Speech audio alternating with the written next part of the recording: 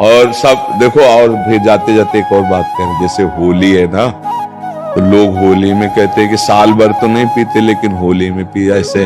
हाँ, तो ये होली पीने के लिए नहीं है, ये उत्साह मंगल है। देखो लोक में होली त्योहार क्यों मनाया जाता है, आप जानते हो क्यों मनाया जाता है? परम भक्तराज प्रहलाद जी का उत्सव है ये। जब हिरण्यकश्यप की बहन होलिका ने देखा कि प्रहलाद जी किसी भी तरह से मर नहीं रहे और मेरा भाई निराश हो रहा है, तो उन्होंने हिरण्यकश्यप से कहा, भैया मैंने अग्नि की साधना करके एक शीतल पट प्राप्त किया है कि घोर अग्नि की ज्वाला में मैं बैठ जाऊंगी, मेरा रोम नहीं झुलसेगा और ये जलकर भस्म हो जाएगा, आपको चिंता नहीं करनी। तो ढेर सारी लकड़ियों का एक पहाड़ बनाया गया और उसमें गुफा जैसे में प्रहलाद जी को लेके बैठ गई। वो अग्नि को सिद्ध की हुई थी, पीत जो वस्त्र था ऐसे ओढ़ ले तो अग्नि छुएगी नहीं और प्रहलाद जी भस्म हो जाएंगे, ऐसा पक्का इरादा। आग लगी तो ताकर दूत अनल जे सिरजा, जरा न सोते कारण गिरजा। भगवान ने ही तो दायिका शक्ति अग्नि को दी है, तो ऐसी हवा चली कि वो संभाल ही नहीं पाई, प्रहलाद जी को पकड़े थी।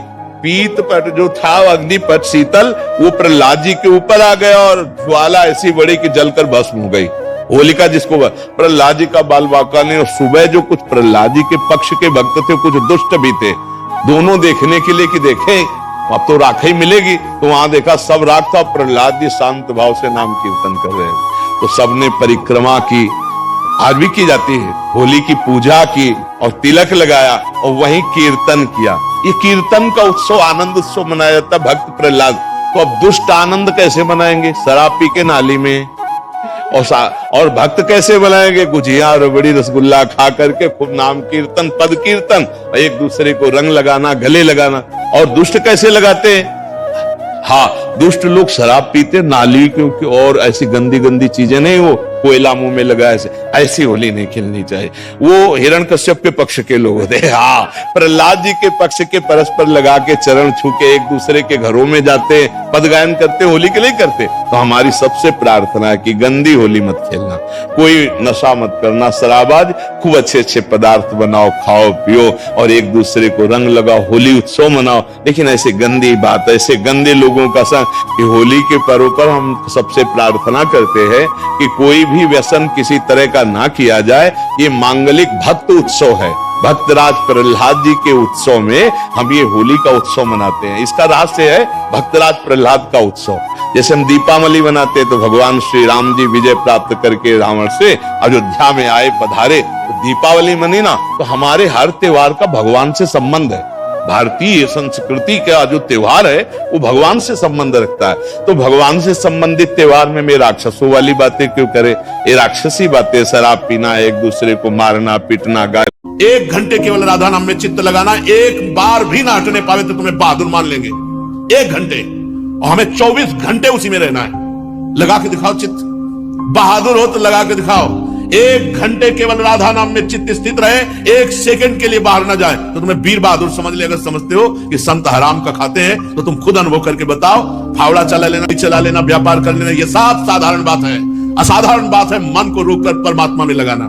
लगा के दिखाओ, बहादुर हो तो वीर विजयी हो जाओगे, परम पद का अधिकार मिल जाएगा। लगा के तो दिखाओ।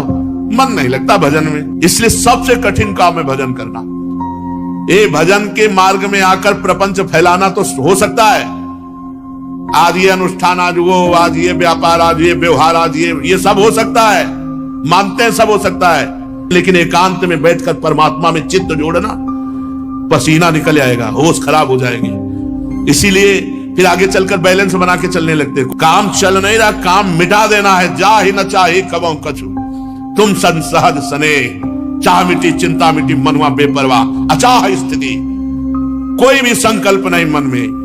यह है इस मार्ग का। बहादुर हो, वीर बहादुर हो तो हम तुम्हें 1 घंटे का समय देते हैं। 1 घंटे में एक बार भी मन तुम्हारा ना जाए। और साधु 1 घंटे में 24 घंटे भगवान में रहता है। 24 घंटे, क्योंकि उसकी दृष्टि बदल गई, संसार है ही नहीं। इसलिए बाबा कहते हैं किसी से कुछ लेने की इच्छा मिटाना है, किसी की कभी निंदा बुराई नहीं करना और विषयी पुरुषों की संगोष्ठी में नहीं बैठना।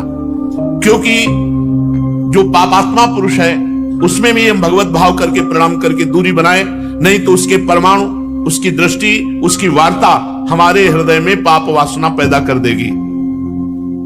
याद रखो, जिसका तुम चिंतन करोगे उसी के गुणा दोष आप में आएंगे।